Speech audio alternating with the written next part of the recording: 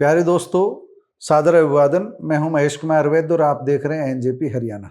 दोस्तों, आज बात करेंगे हरियाणा विद्यालय शिक्षा बोर्ड भिवानी में चल रहे हंगामे की, कर्मचारियों की हड़ताल की, कर्मचारियों के गुस्से की, उनकी ओर से किए जा रहे विरोध प्रदर्शन की, और इस पूरे प्रकरण के पीछे का सच जानने का प्रयास करेंगे। अभी हम न तो किसी को दोषी ठहरा रहे हैं और न ही किसी को क्लीन चिट दे रहे हैं। हमारे पास न्यायिक शक्तियां नहीं है जो हम किसी को दोषी ठहरा सकें, लेकिन एक बात डंके की चोट की जा सकती है, कही जा सकती है कि हरियाणा विद्यालय शिक्षा बोर्ड में सब कुछ सही नहीं चल रहा है, कुछ न कुछ गड़बड़ जरूर लगती है।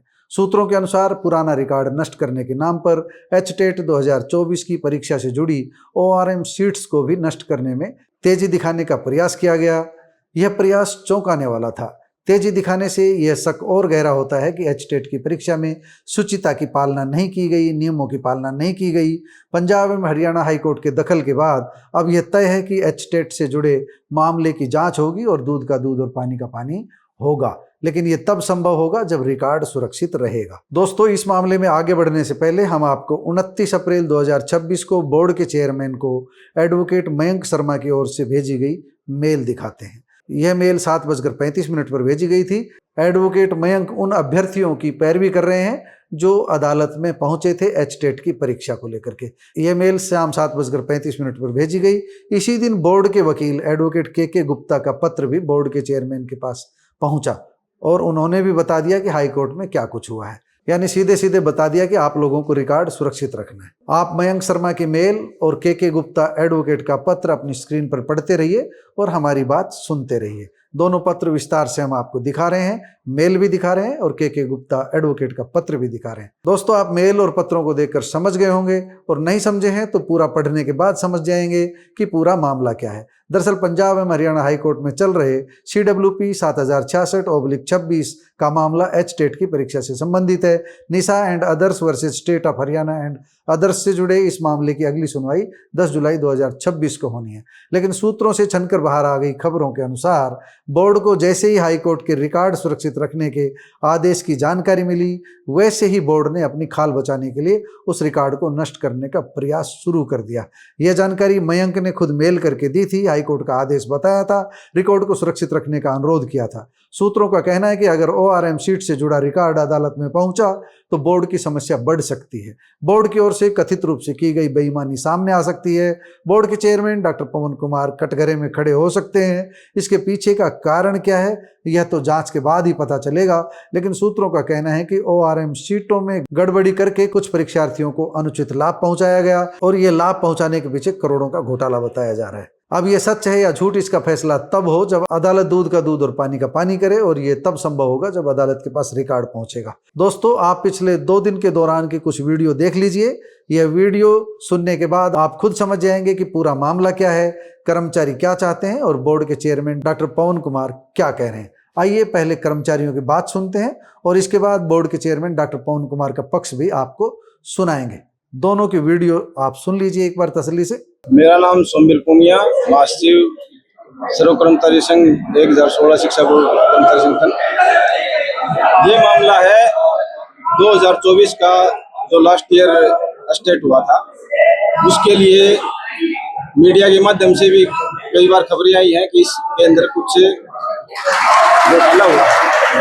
उसके लिए बोर्ड कर्मचारियों को किसी के पास न किसी तरह कोई रिपोर्ट है न कोई डाटा है। सारी चीजें ऊपर प्रशासनिक अधिकारियों के स्तर के ऊपर गुप्त रखी गई। उसके बारे में हम स्पष्ट रूप से जब हमारे पास कोई डाटा नहीं, हम बता भी नहीं सकते। मामला कोर्ट के प्रक्रियाधीन है। यदि कोर्ट की तरफ से इसके ऊपर रोक नहीं लगाई जाती तो हमारी कमेटी, हमारे अधिकारियों को भी इसमें कोई आपत्ति नहीं थी। हमारे अधिकारियों की तरफ एक यही मांग थी कि कोर्ट की अवमानना का जो भी सजा होगी उसका जिम्मेवार, उस सजा को भुगतने का जिम्मेवार कौन होगा। उस चीज के लिए प्रशासन किसी प्रकार की भी कोई भी टिप्पणी करने से बच रहा है। प्रशासन अपनी मनमानी पर उतारू है। प्रशासन की तरफ से जब भी उनको बताया जाता है कि हमारे को कोर्ट की अवमानना, कंटेम्प्ट ऑफ कोर्ट से बचने के लिए और आपके पास क्या तथ्य हैं, उन चीजों की से हमारे ग्रुप को करवा दो। आप इसको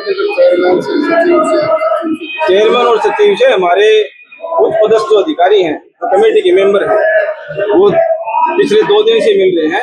अभी भी इन्होंने ये सारा जो कर्मचारी भाईचारा है ये इसलिए इकट्ठा हुआ क्योंकि उनके कहने के बावजूद कर्मचारियों की मीटिंग बुलाए जाने की बजाय अपनी मन मर्जी से बाहर से लेबर और किसी भी फर्म से गाड़ी वगैरह बुला के यहाँ क्या लगा क्या मनसा मनसा का जी हम स्पष्ट नहीं कह सकते क्योंकि हमारे पास कोई डाटा नहीं है और ब्रांच का भी यही कहना है कि भविष्य में यदि कोर्ट हमारे से कोई डाटा मांगता है तो हमारे पास डाटा तो हो।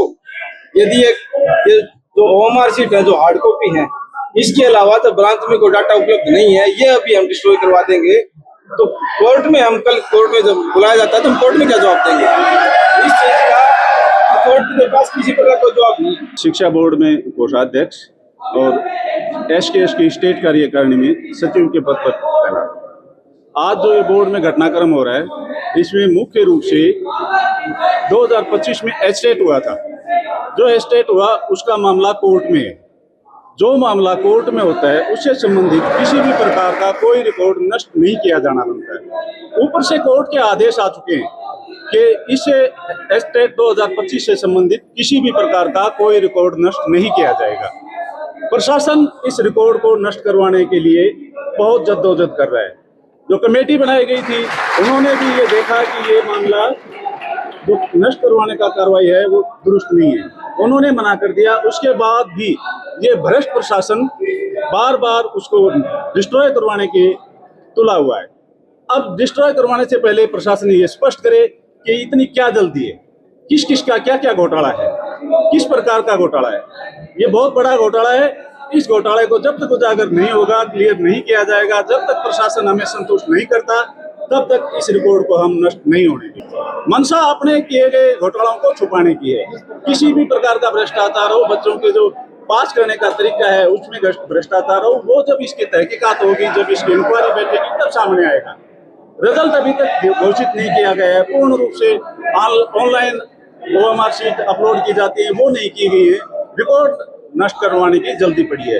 इससे साफ जाहिर होता है कि इसमें कुछ ना कुछ घोटाला है। नियमानुसार 3 महीने बाद किया जाता है, लेकिन रिजल्ट घोषित होता है, पूरी जो पास की ओएमआर शीट है वो ऑनलाइन अपलोड की जाती है। वो प्रक्रिया नहीं की है अभी तक। उन बच्चों की मार्कशीट जारी नहीं की है। अब नवंबर में जाके रिजल्ट आ गया था, अप्रैल तक अभी ये क्यों रखे हुए हैं?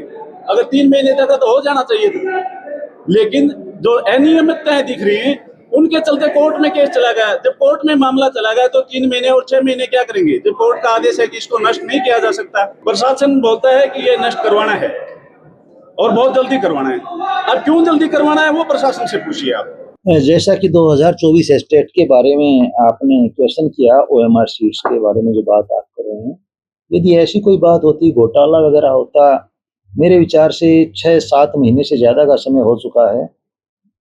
जहाँ तक सवाल किसी प्रकार की अनियमितता का है या घोटाले का है, तो एडमिनिस्ट्रेशन के स्तर पर कोई ऐसी बात होती पहले ही डिस्ट्रॉय की जा चुकी होती। जहाँ तक इस प्रकार के आरोप प्रत्यारोप हैं, ये मेरे विचार से न केवल बोर्ड की गरिमा के विरुद्ध हैं, बल्कि अपने अधिकारियों के प्रति भी जो एक निष्ठा होनी चाहिए उसके प्रतिकूल हैं। मैं इस प्रकार की बातों में थोड़ा यही कहना चाहूँगा कि कर्मचारियों को ऐसी बात नहीं करनी चाहिए। हाँ, बाकायदा इस प्रकार का नियम है कि जो इररिलेवेंट रिकॉर्ड होता है उसको एक लिमिटेड पीरियड 6 महीने का, उसके बाद डिस्ट्रॉय किया जा सकता है। डिस्ट्रॉय करने के पीछे कारण यह होता है कि बहुत सारी आंसर शीट्स होती हैं, बहुत सारा और दूसरा एग्जाम रिलेटेड मटेरियल होता है जिसकी कोई आवश्यकता नहीं होती है। 6 महीने तक यदि कोई किसी प्रकार का कोई बच्चा चैलेंज करता है अपने रिजल्ट को तो उसका रिकॉर्ड शेप रखते हैं। अदरवाइज कोई और इम्पोर्टेंट रिकॉर्ड यदि है उसकी सॉफ्ट कॉपी बना ली जाती है। हमारे पास सारा रिकॉर्ड सॉफ्ट कॉपी की फॉर्म में बाकायदा पोजीशन में होता है और ये कभी भी देखा जा सकता है। नहीं, सारा का सारा सबूत बाकायदा रिकॉर्डेड फॉर्म में हमारे पास है, पूरा रिकॉर्ड है। 6 लाख परीक्षार्थियों का रिकॉर्ड हमारे पास है, बाकायदा ऑनलाइन अपलोड की जा चुकी हैं। जिन परीक्षार्थियों ने अभी पीछे रिक्वेस्ट करके अपनी ओएमआर शीट मांगी हैं उनको वह ओएमआर शीट दी भी गई हैं। और मैं बताना चाहूँगा, बल्कि एक परीक्षार्थी का इसी प्रकार का कोई एक केस था जिसमें उसने गलती से ओएमआर शीट में अपना कोड बी की बजाय सी भर दिया था। मेरे सामने यह केस आया था कि उसकी वजह से सी कोड होने की वजह से उसका इवेल्युएशन गलत हो गया था। और जब इस प्रकार का केस है तो इसका मतलब वो एमआर शीट रिकॉर्डेड है, ऐसा कहना तो बिल्कुल एकदम से निराधार है। मेरे विचार से कोई मिसअंडरस्टैंडिंग है या कोई किसी प्रकार का कहीं से कोई मतलब मोटिवेशन किसी ने गलत तरीके से दिया होगा, बाकी ऐसी कोई बात नहीं है। हर किसी की बराबर की जिम्मेवारी बनती है, एक कोई आदमी जिम्मेवार नहीं होता है किसी प्रकार के जहाँ पब्लिक डीलिंग होती है उस काम के लिए। नहीं, ना मेरे पास कर्मचारी आए हैं, ना उन्होंने किसी की प्रकार की बात की है। जिस प्रकार से नीचे आपने भी बताया कि कुछ गैदरिंग वहाँ है, यह पूरी तरह से गैर कानूनी है। मैं आपको यही बताना चाहूँगा, बाकायदा कोर्ट का फैसला है, डायरेक्शन है कि यदि बोर्ड परिसर में खासतौर पर एडमिन ब्लॉक में यदि इस प्रकार का कोई धरना प्रदर्शन करते हैं तो वह कंटेम्प्ट ऑफ कोर्ट होगा। तो बाकायदा इनके विरुद्ध कार्रवाई भी की जाएगी यदि कोई ऐसी बात मेरे संज्ञान में आती है। कंटेम्प्ट ऑफ कोर्ट वाली कार्रवाई जो होती है, स्पष्टीकरण मांगा जाएगा, बाकायदा उसके अनुसार आगे की कार्रवाई की जाएगी। कोई किसी प्रकार का जो रिलेवेंट रिकॉर्ड है डिस्ट्रॉय नहीं किया जा सकता है। बाकायदा सारा रिकॉर्ड सेफ कस्टडी में रखना होता है और 3 कॉपी इसकी अलग अलग से रखी जाती हैं। एक कॉपी कॉन्फिडेंशियल ब्रांच में होती है जो परमानेंट रखी जाती है, दूसरी कॉपी सेक्रेटरी के पास होती है, तीसरी कॉपी जो रिजल्ट ब्रांच जो इनकी कंसर्न ब्रांच होती है उसमें होती है। कोई किसी प्रकार की डिस्ट्रॉय करने की या यूँ कहिए कि नॉन अवेलेबिलिटी ऑफ रिकॉर्ड की गुंजाइश ही नहीं है। दोस्तों, आपने कर्मचारियों की बात भी सुनी और बोर्ड के चेयरमैन की बात भी सुनी। बातों को सुनने के बाद हम केवल यही कह सकते हैं कि मामला जांच मांग रहा है। पूरा मामला ये चीख चीख कर कह रहा है कि इस मामले की गहराई से जांच होनी चाहिए।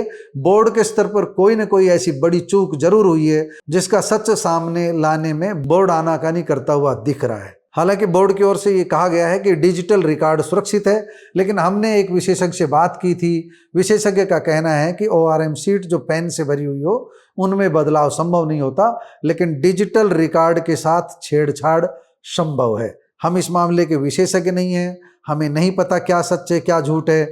हम केवल एक बात कह रहे हैं, एनजेपी हरियाणा केवल एक बात कह रहा है कि बिना जांच सब निर्दोष है और जांच के बाद जो दोषी हो उसका चेहरा सामने आना चाहिए।